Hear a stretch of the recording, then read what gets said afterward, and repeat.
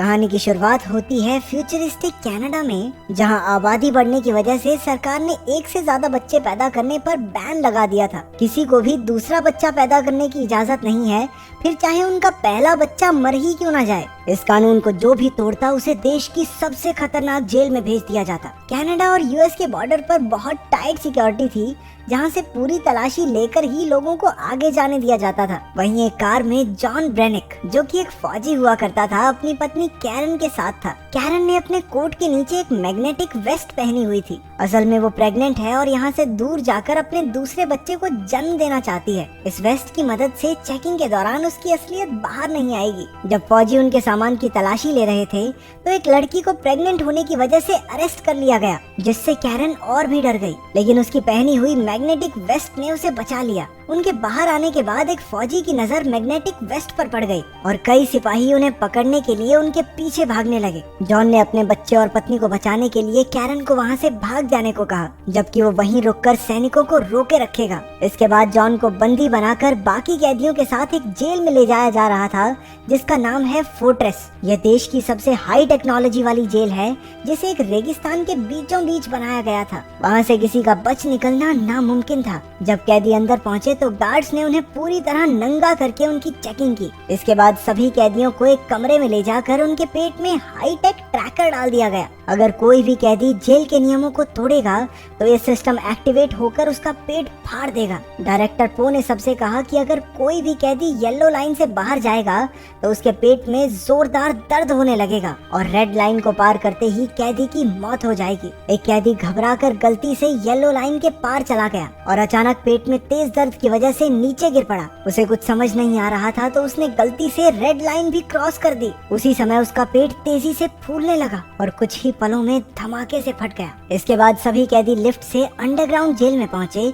जो धरती के 30 फ्लोर नीचे जाकर थी। जॉन को नीनो नाम के कैदी के साथ Z10 नाम का रोबोट एक सेल में लाया। कैदियों को बाहर जाने से रोकने के लिए सभी सेल्स के बाहर लेजर बीम्स लगाई गई थी। जॉन वहां डी-डे और अब्राहम से मिला। रात को सोने से पहले अब्राहम ने जॉन को चेतावनी दी कि गलती से भी कोई सपना ना देखे। सबके सोने के बाद जेड वहां चेकिंग पर आया। वो जॉन का दिमाग स्कैन करके उसके सपने तक पहुंच गया। जॉन सपने में अपनी पत्नी कैरन को देख रहा था। अपने मॉनिटरिंग रूम से पो ने भी जॉन का सपना देखा और उसकी नजर कैरन पर टिक गई। क्योंकि वहाँ किसी को सपना देखने तक की इजाजत नहीं थी, इसलिए पो ने जॉन का सिक्योरिटी डिवाइस एक्टिवेट कर दिया और पेट में जोरदार दर्द की वजह से वो नींद से उठ खड़ा हुआ। अगले दिन मजदूरी करते वक्त मैडॉक्स नाम के आदमी हूँ आदमी से प्यार करता हूँ टाइप के कैदी ने नीनो का गलत फायदा उठाना चाहा। जॉन तुरंत उसे बचाने पहुंचा, लेकिन जेड ने तीनों के पेट में डिवाइस एक्टिवेट करके लड़ाई रोक दी। इसके बाद तीनों को एक छोटे से लेजर सेल में रखकर पूछा गया कि आखिर शुरुआत किसने की। नीनो मैडॉक्स से बहुत डरता था, इसलिए चुप रहा। अपने दोस्त को बचाने के लिए जॉन ने लड़ाई का इल्जाम अपने सर ले लिया। इसके बाद जॉन को पो के ऑफिस में ले जाया गया, जहां वो कैरन को नहाते हुए देख रहा था। पता चलता है कि कैरन को भी पकड़कर जेल में डाल दिया गया था। पो ने जॉन और कैरन को बेरहमी से टॉर्चर करना शुरू कर दिया और दोनों दर्द में कराहने लगे। बाद में अब्राहम ने बताया कि फ्लोर ए और बी में सभी औरतें हैं और कैरन भी वहीं होगी। उधर कैरन जेल में दूसरी प्रेग्नेंट लड़की के साथ थी। जैसे ही उसे पेट में दर्द हुआ, गार्ड्स उसे जबरदस्ती पकड़कर ले गए। वहाँ हर एक औरत प्रेग्नेंट थी। कैरन को एहसास हुआ कि नए जन्मे बच्चों के साथ जरूर कुछ न कुछ किया जा रहा है। उधर आदमियों की जेल में मैडॉक्स ने जॉन पर हमला कर दिया। दोनों में जबरदस्त लड़ाई शुरू हो गई। कैरन अपने फ्लोर से जॉन को देखकर हैरान रह गई। मुकाबला टक्कर का चल रहा था, लेकिन अचानक से जॉन ने मैडॉक्स को ऊंचाई से नीचे धकेल दिया। मैडॉक्स ने किसी तरह किनारे को पकड़कर अपनी जान बचाई। वो ने ऑफिस से जॉन को ऑर्डर दिया कि मैडॉक्स को खत्म कर दे, लेकिन जॉन ने उसकी बात ना मानते हुए मैडॉक्स की जान बचा ली। गुस्से में पो ने मैडॉक्स के पेट में लगे डिवाइस को एक्टिवेट कर दिया, जिससे उसका पेट धमाके से फट गया। इससे पहले कि गार्ड्स उसे पकड़कर ले जाते,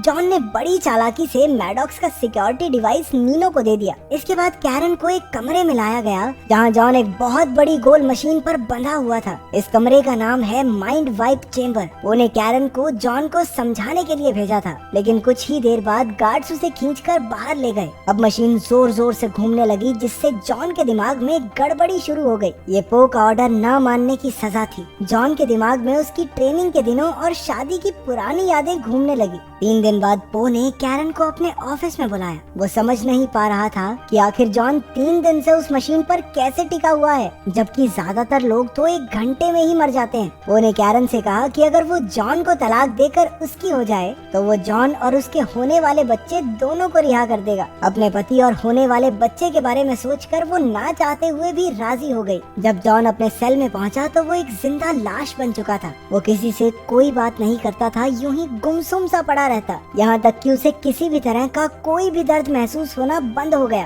कैरन अब पो के साथ रहने लगी थी। एक रात उसने देखा कि पो एक कुर्सी पर कई सारी तारें अपने शरीर से जोड़कर बैठा है। पता चलता है कि पो को मॉडिफाई करके एक एडवांस ह्यूमन बनाया गया था। उसे ना तो कुछ खाने पीने की जरूरत है और ना ही सोने की, बस महीने में एक बार ये तारे जोड़कर एमिनो एसिड्स लेना ही उसकी खुराक है। जेल में पैदा होने वाले बच्चों के साथ भी यही किया जाता है। बहुत से ऑपरेशंस करके उन बच्चों को एडवांस ह्यूमंस बना दिया जाता है ताकि एक दिन पूरी धरती आम इंसानों और भूख प्यास से आजाद हो जाए। ये सुनते ही कैरन के होश उड़ गए। अब 4 महीने हो चुके थे लेकिन जॉन की हालत में कोई सुधार नहीं था। अब्राहम ने उसे बताया कि कैरन का पेट बढ़ने लगा है और जल्द ही उनका बच्चा इस दुनिया में आ जाएगा। जॉन ने कोई हरकत नहीं की लेकिन उसकी आंख से एक आंसू टपक पड़ा। उस रात कैरन ने पो को रिझाकर उसे खूब शराब पिलाई और बेहोश कर दिया। फिर वो कंट्रोल पैनल के जरिए जॉन के सपने में पहुंची, जहां बचपन में जॉन एक गड्ढे में फंसा हुआ था। कैरन ने सपने में जॉन को गड्ढे से बाहर निकाल दिया, जिससे असलियत में जॉन को होश आ गया। उसके साथ ही उसे ठीक देखकर बेहद खुश हुए। जॉन ने कैरन के साथ जेल से भागने के लिए अब्राहम की मदद मांगी। अब्राहम जॉन के लिए जोखिम उठाने को तैयार हो गया। जॉन के ठीक होने की खबर सुनकर कैरन बहुत खुश हुई। बाद में नीनो ने जॉन को वो सिक्योरिटी डिवाइस दिया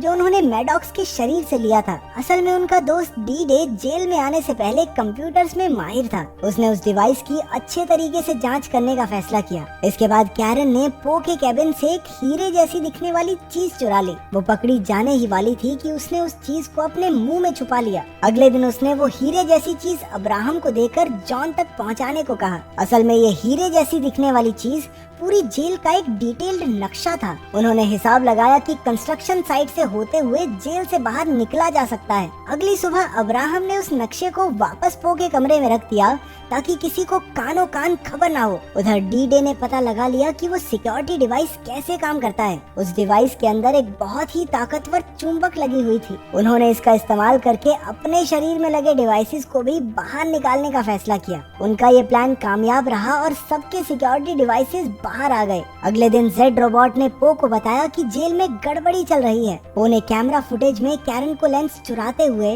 और अब्राहम को लेंस वापस रखते हुए देख लिया। उसके साथ इतना बड़ा धोखा होने के बाद वो गुस्से से भर गया, लेकिन इससे पहले वो कुछ कर पाता, जेड ने उसे बताया कि उसकी लापरवाही की वजह से अब उसे डायरेक्टर की पोस्ट से हटा दिया गया है। उधर जॉन की टीम भागने की तैयारी में लग गई। सबने अपने सिक्योरिटी डिवाइसेस निकालकर कंस्ट्रक्शन एरिया की एक पाइप पर लगा दिए और आपस में लड़ाई करने की एक्टिंग करने लगे। जब जेड रोबोट को लड़ाई का पता चला तो उसने डिवाइसेस एक्टिवेट कर दिए, लेकिन उनके सिक्योरिटी डिवाइसेस तो पाइप पर लगे थे, तो उनके जोरदार धमाके के साथ पाइप फट गई और वहां भागने का रास्ता बन गया। लेकिन इससे पहले कि वो भाग पाते, पो ने कंट्रोल रूम से पाइप्स में बेहद गर्म हवा छोड़ दी। दूसरी तरफ हाईटेक रोबोट्स ने सभी कैदियों पर गोलियां बरसाना शुरू कर दिया। वो लोग अब पाइप में फंस चुके थे। स्टिग्स नाम का एक कैदी घबराकर वापस जेल में जाने लगा, लेकिन उन रोबोट्स ने उसे गोलियों से छल्ली कर दिया। दूसरी तरफ अब्राहम जेल में कैरन को लेने पहुंचा, लेकिन उसी वक्त पो वहां आ गया। उसने अब्राहम को मार डाला और गार्ड्स कैरन को खींच कर ले गए ताकि उसके बच्चे को भी एडवांस ह्यूमन बनाया जा सके।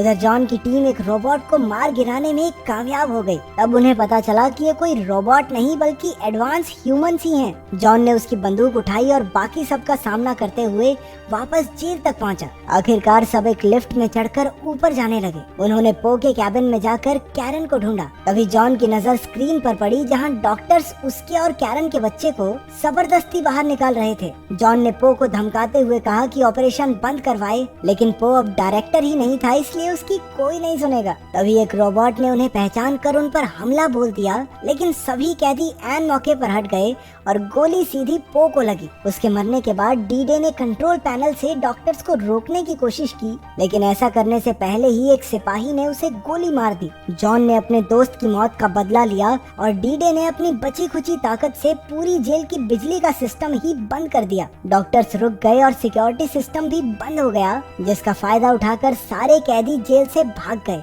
अब सिर्फ जॉन और नीनो वहाँ बचे थे। वो कैरन को बचाने पहुँचे और डॉक्टर से छुड़वा कर उसे जेल के ट्रक में भगा ले गए। वो तीनों मेक्सिको का बॉर्डर क्रॉस करके ही रुके। अब कैरन बच्चे को जन्म देने ही वाली थी, लेकिन जेल का ट्रक अचानक अपने आप चलने लगा। पता चलता है कि ट्रक को अब भी जेल से कंट्रोल किया जा रहा था। उसने नीनो को कुचलकर मार डाला। जॉन उसका सामना करने बाहर गया, जबकि कैरन झोपड़ी में तड़प रही थी। जॉन ने ट्रक को धमाके से उड़ा दिया, लेकिन बदकिस्मती से वो ट्रक झोपड़ी से जा टकराया और कैरन भी मलबे के नीचे फंस गई। जॉन घबराकर अपनी पत्नी को ढूंढने लगा, लेकिन वो सही मौके पर वहाँ से निकल गई थी। वो बिल्कुल सुरक्षित थी और उसके हाथ में एक प्यारा सा बच्चा था। आखिरकार जॉन और कैरन अपने बच्चे को बचाने में कामयाब हो ही गए। तो तुम अपने माँ बाप से कितना प्यार करते हो, कमेंट्स में एक लाइन तो बनती है।